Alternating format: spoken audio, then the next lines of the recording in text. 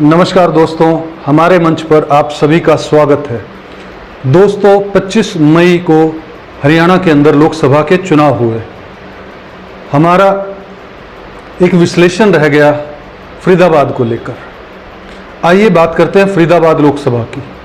फरीदाबाद लोकसभा के अंदर पूरा फरीदाबाद डिस्ट्रिक्ट आता है और साथ में पलवल डिस्ट्रिक्ट आता है।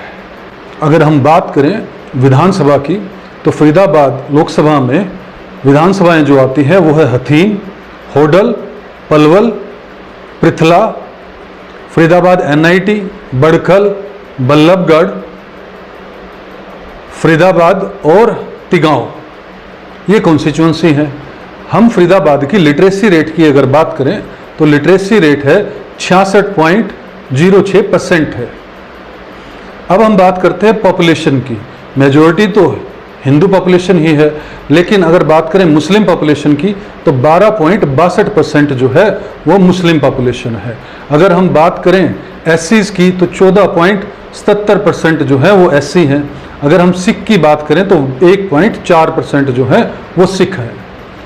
अब हम बात करते हैं MP 2019 और 2014 के अंदर जो है कृष्ण पाल भारतीय जनता पार्टी से मेंबर ऑफ पार्लियामेंट रहे और 2009 में अवतार सिंह बढ़ाना रहे। बात करते हैं कि 2019 की जो विधानसभा थी उसके अंदर किस पार्टी के कितने MLAs बने। 2019 के अंदर BJP के 7 MLA बने, कांग्रेस का 1 और 1 आजाद MLA बना। दोस्तों, अब बात करते हैं 2014 के लोकसभा चुनाव की। 2014 के लोकसभा चुनाव के अंदर कांग्रेस ने अवतार सिंह बढ़ाना को टिकट दिया, भारतीय जनता पार्टी ने कृष्ण पाल को टिकट दिया, इनेलो ने RK अरविंद को टिकट दिया, BSP ने राजेंद्र शर्मा को टिकट दिया और आम आदमी पार्टी ने पुरुषोत्तम डागर को टिकट दिया। अब बात करते हैं कितनी वोट आई, तो कांग्रेस को 1,85,642 वोट आई और परसेंटेज में बात करें तो 16.5% वोट मिली। अब हम बात करें BJP की तो BJP को 6,52,472 वोट मिलती है और परसेंटेज में बात करें तो 57.9%, लगभग 58% वोटें जो है वो BJP को मिलती हैं। अगर हम बात करें इनेलो की तो इनेलो को 1,32,465 वोट मिलते हैं और परसेंटेज में 11.7% मिलते हैं। BSP की बात करें तो BSP को 66,000 वोट जो हैं टोटल लोकसभा में मिलते हैं और 5.9% जो है वो परसेंटेज में वोट मिलते हैं। अब बात करते हैं आम आदमी पार्टी की तो आम आदमी पार्टी को 67,353 वोट मिलते हैं और परसेंटेज में 6% वोट मिलते हैं।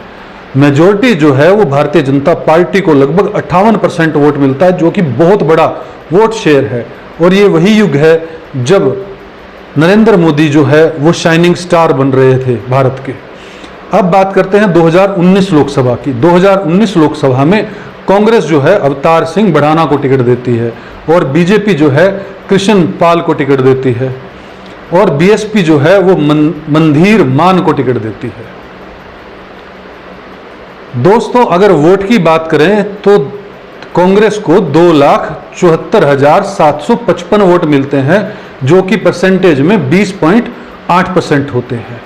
वहीं BJP की बात करें तो BJP को 9,10,787 वोट मिलते हैं और लगभग 69% जो है वोट शेयर मिलता है। अगर BSP की बात करें तो 86,694 वोट मिलते हैं और परसेंटेज में 6.6%। दोस्तों, BJP का जो वोट शेयर है वो 58% से 69% हो जाता है, लगभग 11% बढ़ जाता है। वहीं कांग्रेस का भी लगभग 3-4% के आसपास वोट बैंक बढ़ता है और उसका कारण होती है इनेलो का जो वोट शेयर है वो पूरी तरह से समाप्त हो जाता है, क्योंकि JJP जो है वो अस्तित्व में आ चुकी थी उस वक्त। अब हम बात करते हैं 2019 के विधानसभा की, जो लोकसभा से 6 महीने बाद होते हैं। अक्टूबर 2019 के अंदर जो है विधानसभा के चुनाव हरियाणा के अंदर होते हैं और कांग्रेस को जो है वोट मिलते हैं 4,55,816 और परसेंटेज में बात करें तो 35%। लोकसभा से विधानसभा के अंदर जो कांग्रेस का वोट शेयर है वो 14% बढ़ जाता है।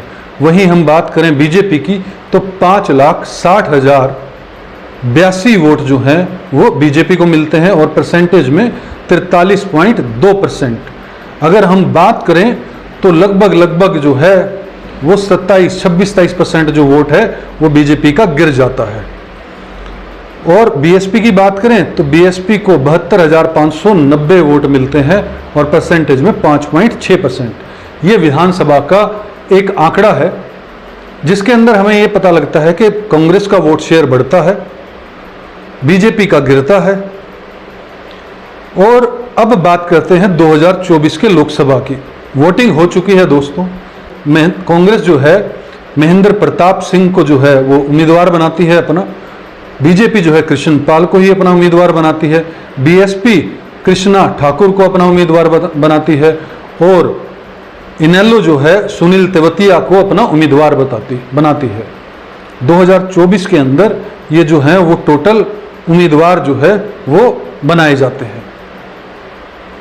दोस्तों अगर हम बात करें 2024 के अंदर और 2019 के अंदर, क्योंकि 2019 के अंदर इमोशनल कार्ड जो है वो भारतीय जनता पार्टी खेलती है। नरेंद्र मोदी जो हैं वो रोते हैं और वोट मांगते हैं सेना के नाम पर, युद्ध के नाम पर, पाकिस्तान के नाम पर, और जो जनता है वो राष्ट्रभक्ति में लीन हो जाती है और वोट कर देती है और एक बड़े जो नंबर्स के साथ जो है भारतीय जनता पार्टी जीतती है। लेकिन 2024 का जो चुनाव है वो चुनौतियों से भरा है। पहला किसान आंदोलन, दूसरा बेरोजगारी, तीसरा महंगाई और चौथा जो है वो है एक साथ विकास ना हो पाना, या कहें कि डेवलपमेंट उतना ना हो पाना जितना होना है।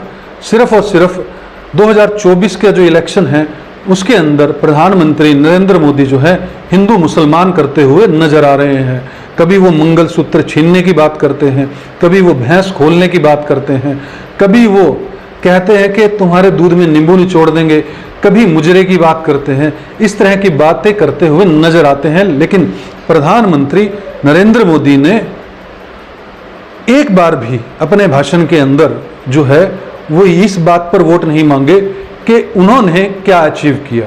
जैसे धारा 370 के ऊपर झूठा प्रचार किया गया।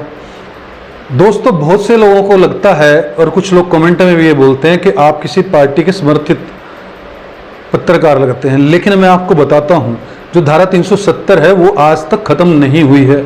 सुप्रीम कोर्ट के अंदर हल्फनामा जो है सरकार ने दिया था कि वो जल्द चुनाव करवाएंगे।